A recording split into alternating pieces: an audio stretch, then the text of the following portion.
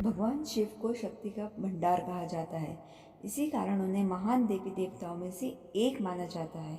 इसी कारण संसार में सदियों से उनकी पूजा की जा रही है। सावन महीने में तो पूरा भगवान शिव को ही समर्पित है। इस पूरे महीने में भगवान शिव की विधिवत पूजा करने से शुभ फलों की प्राप्ति भी होती है। जीवन दान देने वाले भगवान शिव को लेकर काफ़ी कहानियाँ प्रचलित हैं। ऐसे ही शिव पुराण में उनके रूप को लेकर कई कहानियाँ हैं। शिव जी का रूप देखें तो उन्होंने गले में सांप, जटाओं में गंगा, माथे में चंद्रमा, हाथों में त्रिशूल, डमरू लिए हुए नजर आते हैं। आपको पता है कि भगवान शिव के हर एक वस्तु किसी न किसी का प्रतीकात्मक स्वरूप मानी जाती है। आइए जानते हैं भगवान शिव के इस श्रृंगार के पीछे की कहानी क्या है। भोलेनाथ के जो माथे में चंद्रमा है वो किसका प्रतीक है? चलिए आइए जानते हैं कि माथे में चंद्रमा का होना क्या बताता है। जब देवता और राक्षसों के बीच समुद्र मंथन हुआ था तो उसमें कामधेनु गाय माँ लक्ष्मी के साथ साथ हलाहल विष भी निकला था, जिससे पूरी सृष्टि को बचाने के लिए स्वयं भगवान शिव ने इसका पान कर लिया था। लेकिन विष का प्रभाव इतना ज़्यादा था कि उनका शरीर तपने लगा था। ऐसे में शरीर से विष के प्रभाव का काम करने के लिए शिवजी कम करने के लिए शिवजी से चंद्रमा ने प्रार्थना की वह उन्हें माथे पर धारण कर लें, जिससे शरीर को शीतलता प्रदान हो। ऐसा करने से शरीर में विष का प्रभाव कम हो गया। तब से चंद्रदेव शिवजी के माथे पर विराजमान हैं और पूरे संसार को शीतलता प्रदान करते हैं। तो ये था जो भगवान शिव जी के माथे पर चंद्रमा आखिर क्यों विराजमान है।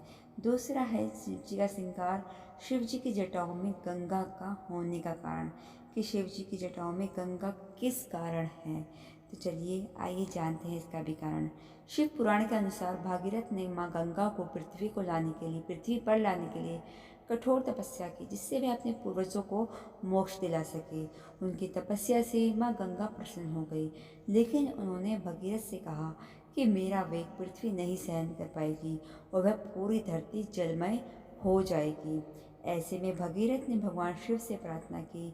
इससे प्रसन्न होकर भगवान शिव ने माँ गंगा को अपनी जटा में धारण किया और सिर्फ एक जटा ही खोली, जिससे कि पृथ्वी में माँ गंगा अवतरित हो सके।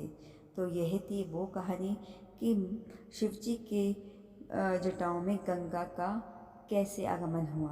अब हम आपको बताएंगे शिव जी के गले में सर्प के होने का क्या कारण है।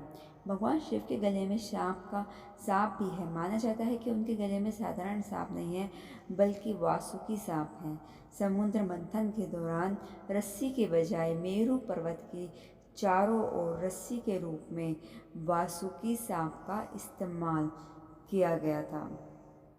एक तरफ देवता थे और दूसरी तरफ राक्षस थे।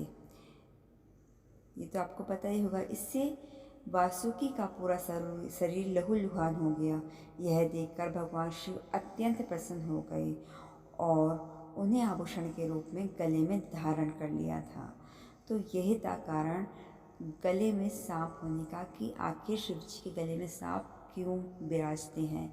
अब हम आपको बताएंगे शिव जी के हाथों में त्रिशूल होने का क्या कारण है। भगवान शिव जब प्रकट हुए थे तब उनके साथ रज, तम और सद्गुण भी प्रकट हुए थे। माना जाता है कि इन्हीं तीनों गुणों की वजह से ये एक त्रिशूल बन गया था।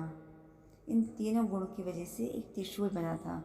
माना जाता है कि भोलेनाथ का त्रिशूल 3 काल यानी कि भूतकाल, वर्तमान और भविष्यकाल को जोड़कर देखा जाता है।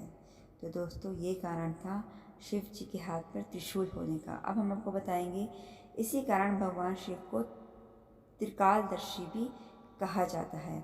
अब बताते हैं हम आपको भगवान शिव जी के हाथ में जो डमरू है उस डमरू होने का क्या कारण है। आखिर भगवान शिव जी हाथ में डमरू क्यों लेते हैं, इसका भी एक कारण है। भगवान शिव से सृष्टि के संचार के लिए डमरू धारण किया था। पौराणिक कथाओं के अनुसार माना जाए तो जब माँ सरस्वती प्रकट हुई थी ना, तब पूरा संसार संगीतहीन था, मतलब कुछ संगीत ही नहीं था। ऐसे में भोलेनाथ ने नृत्य किया और 14 बार डमरू भी बजाया। माना जाता है कि जो डमरू है, डमरू की आवाज़ से ही धुन और ताल का जन्म हुआ। इसी कारण डमरू को ब्रह्मदेव का स्वरूप भी कहा जाता है दोस्तों।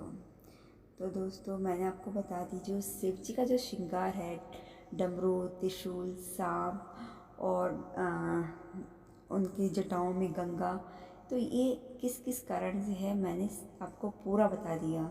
और आप भी अपने जानने वालों को ये श्रृंगार बताएं शिव जी का और उनके आशीर्वाद ग्रहण करें।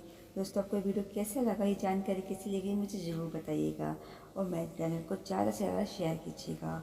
और देखने के लिए बहुत बहुत धन्यवाद। Thanks for watching.